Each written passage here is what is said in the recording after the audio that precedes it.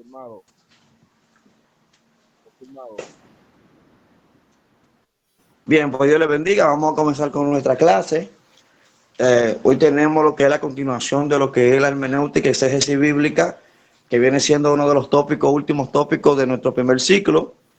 Luego la última clase tiene que ver con los libros de la Biblia. Vamos a ver libro por libro, desde Génesis hasta Apocalipsis, contemplando los autores, contemplando las redacciones, la teología de cada libro, ¿verdad? La fecha de la que fueron escritas, que es muy importante. Y cuando acabemos con este primer ciclo, entonces vamos a mandar lo que se llama los certificados. Cada ciclo le sale un certificado, en este caso va a ser un certificado en herramientas bíblicas. Bien, entonces, la palabra hermenéutica, yo creo que en el video anterior o en la clase anterior dimos una explicación, una introducción a qué es lo que es exégesis y hermenéutica y cómo se utiliza la hermenéutica y el exégesis abundantemente en la Biblia. Pero hoy vamos a hablar de una hermenéutica, específicamente la hermenéutica, una hermenéutica más avanzada y una hermenéutica que no se basa tanto en lo que comúnmente enseñan muchísimas personas, que es parte de la hermenéutica, porque hablamos de figura de dicción, simil, sinedoque, metanón, de todo eso, hermano, la cual explica las hipérboles, etcétera, la cual abundan en la Biblia y hay que conocerla. Por ejemplo, cuando el texto dice que el Espíritu Santo descendió como paloma, realmente no fue en sí una paloma, sino que tuvo la forma de una paloma. Bien, entonces ahí está el simil como, la cual incluye una comparación. Después lo que son las hipérboles, los métodos de exageración, etcétera, que son unos recursos importantes para comprender las escrituras. Pero en el caso de nosotros hoy no vamos a abordar temas tan sencillos. Hoy vamos a abordar lo que es la hermenéutica aplicada a los restos de interpretación, que es bien importante esto. Tenemos que entender que la hermenéutica, como explicamos en la clase anterior, era utilizada por los apóstoles. Quizás no la conocían o no la entendían, mejor dicho, como nosotros la entendemos hoy, porque el concepto de hermenéutica es bien avanzada. Incluso tenemos un padre de la hermenéutica moderna, que José Martínez, en su libro Hermenéutica Bíblica, lo declara perfectamente. Y los métodos hermenéuticos de hoy son distintos a los tiempos de antes. Sin embargo, los autores del Nuevo Testamento especialmente, y también del Antiguo Testamento, porque también los judíos tenían su método de interpretación. Cuando hablamos de interpretación, ¿hablamos de qué? Hablamos de hermenéutica. Esto es bien importante y yo voy a abordar, antes de entrar a la hermenéutica cristocéntrica, a la teología evangélica, voy a abordar el tema de la hermenéutica que utilizaban los judíos. Quizá la gente, yo escucho un judío diciendo que los judíos no usan hermenéutica, que eso es para los cristianos. Yo le dije que el que alegaba eso estaba alegando ignorancia, porque todo lo que es reinterpretativo, escuchen bien, todo lo que es reinterpretativo tiene que ver con hermenéutica. Ahora, el concepto hermenéutica, hermeneuo, tiene diferentes palabras, tiene que ver con el arte de interpretar correctamente un texto, sea religioso o no, y que muchos aluden a que Hermes, de ahí que viene la raíz de hermenéutica, que era un dios, el dios de la comunicación y el lenguaje. Pero los judíos también tenían un sistema de interpretación y por eso es que yo quiero mostrar a través de esta explicación antiguo testamentario por qué es tan importante la hermenéutica y que los teólogos liberales le quieren dar la espalda. Escuchen bien. Hoy en día se quiere interpretar las escrituras a la luz de la razón, de la lógica. No está malo. Yo creo que hay una fe razonable, como dice William Craig en su libro Fe Razonable. Pero cuando ellos dicen en base a la lógica, es que ya no está sujeto al sistema interpretativo antiguo, sino que la interpretación de un texto tiene que ir de acorde a la razón, a la lógica, a la coherencia, en este caso humano. Pero no, hermano, la hermenéutica sigue siendo tan importante y seguirá siendo importante, especialmente en lo que es el enfoque teológico.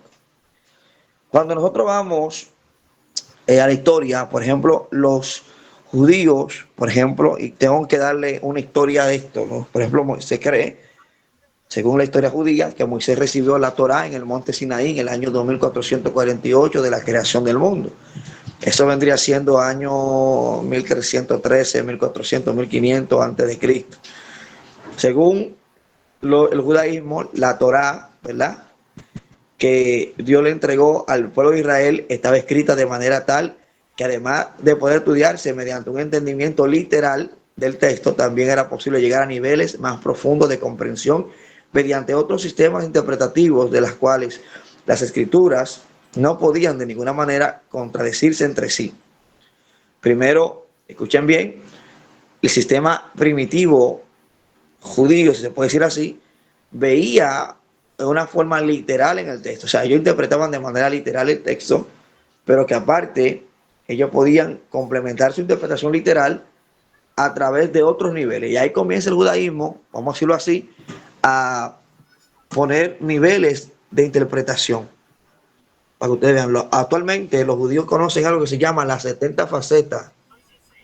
Las 70 facetas de la Torá, la cual ellos dicen que cada exégeta o cada maestro judío contiene una verdad interpretativa y que cada uno de estos no se contradicen uno con el otro. Bueno, es una excusa de ellos para cuando haya uno que contradiga al otro, simplemente decir que es una verdad y ya, y que hay que aceptarla, ¿verdad? Ellos tienen un sistema interpretativo que, aparte de que tiene reglas propias, y que estas reglas constan de 13, si no me equivoco, más o menos 13 reglas interpretativas. Ellos tienen lo que hoy conocemos como el Pardes. Pardes, que significa huerto, pero que está compuesto por 4 palabras. Estos son 4 niveles de interpretación. Oigan, para que ustedes vean, hermano, que la hermenéutica no es solamente un invento cristiano, de que eso se lo inventaron los cristianos, no, hermano, en el mismo judaísmo, y antes del judaísmo, también otras religiones fuera del judaísmo y cristianismo tenían un sistema de interpretación. Esto es bien importante, hermano. El Pardes comienza con la palabra P, ¿verdad? Que la P es la inicial de Peshat, que significa el contexto literal. Bueno, en este primer nivel, los judíos interpretaban de manera literal y simple el texto. ¿Qué dice el texto en su primer sentido? La cual en la hermenéutica de nosotros es lo mismo. Tenemos que interpretar el texto a nivel literal primero. No como muchos quieren hacer, que quieren implementar el método alegórico. Comienzan por las suposiciones y después terminan por lo literal, y eso es imposible. Se debe de comenzar por lo literal primero, siempre. Siempre. Porque el texto fue escrito en circunstancias y eventos que rodeaban la situación. Recuerden que hablamos en la clase pasada que existían 5 palabras, 5 preguntas que rodean la interpretación de un texto. ¿Quién lo escribió? ¿Cuándo se escribió? ¿Por qué se escribió? ¿Dónde se escribió? ¿Y en qué idioma se escribió? Dentro de las 5, el por qué se escribió responde a lo que estamos hablando. La situación en la cual Dios motivó al profeta a escribir. Las circunstancias juegan un papel importante porque las circunstancias te dan el motivo del texto, que en ese momento era la palabra, era el anuncio que luego se escribió posteriormente. La Peshat significa literal, como dije, también está lo que es la Resh, que es la palabra Remesh, que significa el contexto de insinuación. O sea, se refiere a un nivel de comprensión en donde las palabras y las letras son elementos que no necesariamente deben ser entendidos literalmente. O sea, en pocas palabras, aparte de entender el texto literal, también tenemos que entender que hay alguna interpretación que no se tiene que ajustar necesariamente a lo literal. O sea, aquí hay insinuaciones. Y vamos a ver cómo esto se complementa con el Nuevo Testamento, pero no necesariamente el Pardes tiene que ser usado en el Nuevo Testamento. Nosotros tenemos nuestro sistema de interpretación, que son muy eficaces. También está la palabra Dalet, y Dalet es la inicial de la palabra Derash, que significa interpretación. Ahí, el tercer nivel es lo que empata o empareja con lo que es la hermenéutica. ¿Por qué? Porque interpretación hace referencia a un camino interpretativo, no siempre literal, donde muchas veces, escuchen bien, distintas palabras o letras aparentemente innecesarias para comprender el texto que estamos considerando, que nos vienen a enseñar detalles del mismo que no están escritos claramente en sí mismo. O sea, este nivel dice que cualquier punto, cualquier palabra, cualquier referencia puede ser utilizada para una interpretación bíblica y que posiblemente el texto esté diciendo mucho más allá. Hasta una línea de pensamiento puede estar especificando mucho más allá. Cuando nosotros consideramos, por ejemplo, la interpretación mesiánica, las referencias mesiánicas, nos damos cuenta que hasta una palabra, escuchen bien, una palabra puede tener un significado posterior aplicado por un evento futuro. Esto es muy importante. Dame un segundo.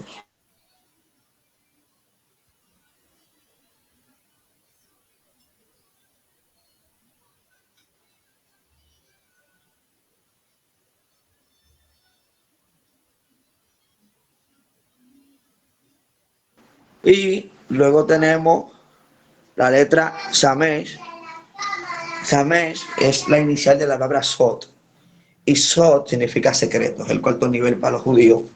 Pues este es un sistema de interpretación la cual alude a un entendimiento esotérico, pongan atención, un entendimiento místico que encierra grandes secretos de Dios. Normalmente en el Nuevo Testamento encontramos con textos que fueron dados por los apóstoles, pero que aluden a ciertas revelaciones que Dios le comunicó especialmente a los apóstoles. Puede ser que el judío que interprete, por ejemplo, a Pablo, esté entendiendo que, por ejemplo, la iglesia como misterio, Pablo usa mucho la palabra misterio, del griego mysterium, que es un secreto, es algo que estaba oculto, pero que Dios se lo reveló a ellos. Estos secretos, por ejemplo, la iglesia como cuerpo que reúne a judíos gentiles, es una revelación y posiblemente entre en el sistema de Sot. Y entre otras cosas, como el tema del arrebatamiento, que Pablo dijo, os doy os doy un misterio, no todos dormiremos, pero todos seremos transformados en un abrir y cerrar de ojos. Pues le llamó misterio, secreto. O sea, también eso aplica para el Nuevo Testamento. En el Nuevo Testamento, sin embargo, encontramos también nosotros ciertos pasajes, cierta tipología, ciertas enseñanzas que nos da a entender a nosotros que se tienen que interpretar de manera no llana, no simple, más que una figura de edición, más que una figura más que una redacción, mucho más para allá, mucho más para allá. Y vamos a ver, por ejemplo, algunos eventos que ameritan un sistema de interpretación avanzado y por qué la hermenéutica aún en el Nuevo Testamento es sumamente necesaria. Por ejemplo, sin la hermenéutica no podríamos entender nosotros nunca la referencia mesiánica. Nunca podíamos entender, ni siquiera podríamos entender lo que es las 70 semanas de Daniel, para los que estudian escatología, ¿verdad? Por ejemplo, Génesis 9:10, donde en este texto se declara, por ejemplo, que el Mesías vendría de la descendencia de Sem. Y luego vemos Génesis 22:18, 26:4, 28:14, Isaías 11, Miqueas 5, Isaías 53, Daniel 9, Zacarías 9, Génesis 22, Salmo 69. Todo este texto de manera aislada no significa nada, son textos. Pero cuando se juntan, vemos que cada texto describe cada acto que Cristo hizo. Ahora, cuando vemos, por ejemplo, que, por ejemplo, Cristo, ¿verdad? Por ejemplo, um, que el Mesías que había de venir tendría que nacer de una virgen, por ejemplo, y vemos que el Mesías, que Cristo nació de una virgen para poder enlazar que el Cristo naciera de una virgen con la profecía de Isaías 700 años antes de esto, ¿verdad? Profetizar el nacimiento virginal del que sería llamado Emmanuel. Ellos tienen esta conexión, lo hace Mateo a través de la hermenéutica. O sea, porque Mateo está interpretando. Y por eso hay que hacer reinterpretación. Yo entiendo que esto es el cumplimiento de aquello, pero no solamente eso. Por ejemplo, casualmente Jesucristo es vendido por 30 piezas de plata. Pero también encontramos, ¿verdad? Profecía, como en Zacarías, que el profeta dice, denme mi salario. Y me dieron mi salario por 30 piezas de plata.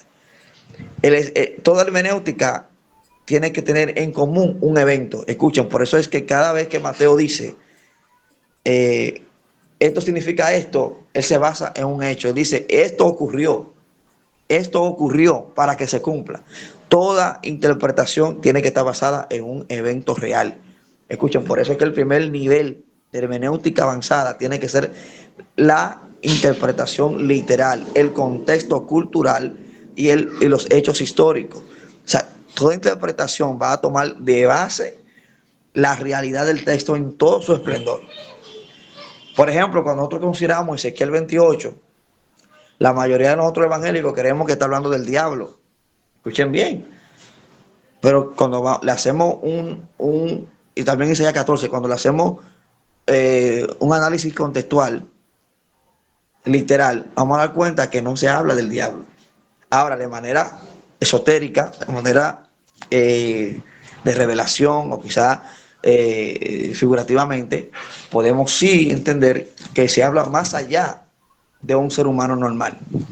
Que eso es lo que muchos cristianos no han podido explicar. Esta explicación lo dio por primera vez, o no el primero, pero fue uno de los que destacó esta interpretación, fue Thomas Goodwin en el año 1600, un erudito del Antiguo Testamento que vio la figura del diablo a través de Ezequiel 28. Pero fíjense que estamos hablando de interpretación.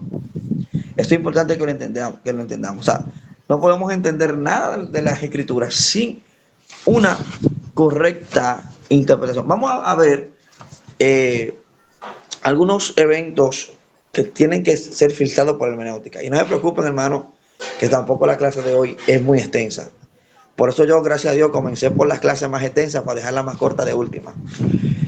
Por ejemplo, la profecía que tenían que ver con la última semana no se podrían entender sin lo que es la hermenéutica. Por ejemplo, en el libro de Juan, capítulo 1, habla del Cordero Pascual. En el Antiguo Testamento encontramos en Éxodo 12:3 que el Cordero debía ser sin tacha ni defecto. En Juan 1:29 se ve el modelo, ¿verdad? Y se utiliza a Cristo como el Cordero Pascual. Ahora bien, fíjense que Pilatos en Juan 19:4 y también según Pedro dijeron que Jesús era perfecto. Primera de Pedro 1:18. Ahora, ¿qué hace el exégeta? ¿Qué hace el erudito que utiliza la hermenéutica?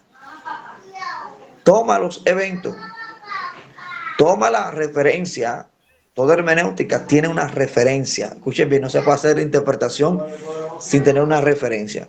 Entonces, el exégeta toma Éxodo 12, el tema del Cordero, que debe ser sin tacha y sin defecto, y luego vemos que cuando Pilato declara y cuando Pedro también refuerza que Cristo fue perfecto y que no se halló en él culpa, entonces, ¿qué se hace? Se interpreta que el Cordero, que era perfecto, sin tacha, era Cristo, Juan 1:29. Esto tiene que ser respaldado por un sinnúmero de eventos. Espero que ustedes entiendan cómo piensan los hermeneutas. Por ejemplo, la profecía tiene un modelo. Por ejemplo, el ungido, el Mesías o un Mesías que tenía que entrar en Jerusalén después de 483 años, que corresponden a las 69 semanas de Daniel, que sería después del decreto para edificar Jerusalén, está en Daniel 9. Eso tiene como prácticamente tu profecía es cumplida en Lucas mediante otra profecía, la cual declara que el rey, el Mesías, iba a entrar a Jerusalén en un pollino. Oh, tu rey viene montando un pollino y manso. Esto lo vemos en la entrada triunfal. Pero ¿qué pasa? Fíjense dónde conecta el que hace hermenéutica, dónde que usa los hechos para hacer la interpretación. El rey, ¿verdad? El Mesías, oiga bien, el que estaban esperando, o el que ellos estaban esperando, pero que ellos creían que tenían una confusión en su mente, cuando se seleccionaba el cordero, escuchen bien, ese cordero que ellos seleccionaban, se seleccionaba el 10 de Nisan. Oigan bien para que entiendan. Casualmente la entrada triunfal ocurre el 10 de Nisan en el año correspondiente de la crucifixión. Qué coincidencia que el cordero para el sacrificio se seleccionaba el 10 de Nisan y Cristo entró a Jerusalén el 10 de Nisan. Oigan bien, esto es bien importante. Y que ese cordero se tenía que matar el 14 de Nisan y también tenía que ser comido. Y que casualmente Cristo, después de 4 días, también muere, ¿verdad? Y cae sobre el 14 de Nisan. Entonces, ¿qué hace los hermeneutas? Dicen, wow, pero qué coincidencia que Cristo entra el día de Nisan a Jerusalén y muere, ¿verdad? Después de la Pascua, muere en la fecha en la que se come el cordero. Entonces, ahí no hay coincidencia. Ahí, eventualmente, la hermenéutica, en base a los hechos de referencia, te dicen, esto fue ocurrido para que se cumpla la profecía. Escuchen, esto es bien importante. Ahora, ¿qué conecta el que el Cristo haya entrado el día de Nisan con el ungido que tendría que venir 483 años después del anuncio o el decreto de Altair? Sencillo, que Daniel dice que ese mismo Mesías que iba a aparecer iba a ser cortado. O sea que aquí estamos viendo al Mesías también siendo aniquilado como un cordero manso. Señores, esto no es coincidencia. Si no fuera por hermenéutica, no pudiéramos entender esto. Esto está bien poderoso. Hermano, esto, a pesar de que esta clase va a ser bien breve, porque estoy planeando terminar por lo menos de 9 a 9 y 10, para darle paso a la otra materia que es más fuerte que esta, porque ahí vamos a durar por lo menos de 1 hora y media, si me aguantan. Porque tenemos que hablar de libros, de todos los libros, hasta de Job, estamos yendo al contexto histórico, fecha, redacción, todo eso. También vamos a ver algunos elementos que necesitan hermenéutica. Por ejemplo, modelo, Melquisedec, rey de Salem, le ofrece pan y vino a Abraham. Qué coincidencia. Este le ofrece los diezmos de todo a Melquisedec, ¿verdad? Ahora, pan y vino. Todo el que sabe qué significa pan y vino, la ley judía primero especifica que el pan debería ser sin levadura. También el que es judío sabe que cuando se va a tomar la copa existen 4 tipos de copas. Eso no lo explican muchos teólogos. Hay 4 copas simbólicas en la Pascua. Primero, la primera copa, que es la que se trae, la que se toma de primero. La segunda copa, que se llama la copa de la liberación. Eso es cultura judía. Después yo explico eso. La tercera copa es la copa de la redención. Y la cuarta copa es la copa de la conclusión, o la copa que se saca del vino. La tercera copa, que es la redención, fue en la que Jesús se detuvo con los discípulos y dijo, hoy mi sangre será derramada por ustedes para redención. Jesús partió el pan usando su cuerpo como símbolo, también, y usó el vino como su sangre. Entonces, cuando la gente ve que Melquisedec, que Abraham, ¿verdad? Que le ofrece pan y vino, ellos están utilizando esto y dicen, pero esto tiene que ver con el cuerpo y la sangre de Cristo, con la Santa Cena. O por ejemplo también, que José interpreta sueños. Primero tuvo un sueño sobre el panadero. Miren aquí el símbolo pan para que ustedes entiendan que se le cortó la cabeza, que significa muerte. También el copero, que tiene que ver con vino, fue redimido. Mire qué coincidencia. El pan que es el partido, el panadero en el sueño de José, que muere, pero el que era copero fue redimido, salió de la cárcel. O sea, aquí entra el tema de la redención, la copa de la redención. No sé si ustedes me están entendiendo. O sea, para unir todos estos temas es necesario lo que es la hermenéutica. Por ejemplo, no podemos hablar, por ejemplo, vamos a usar ejemplo, Salmo 22. Salmo 22 dice, bueno, se echó suerte por sus ropas. Hay una profecía que el salmista dice, por mis ropas echaron suerte. ¿Mm? Ahora nosotros vemos que cuando los judíos, los romanos, ¿verdad?, le quitan a Jesús su vestidura, comienzan a echar suerte. Yo no sé si ustedes entienden lo que le estoy diciendo. Cada referencia es en base a un evento que ocurrió y que coincidentemente recae con las profecías. Existen más de 1500 referencias proféticas que caen sobre Cristo. Está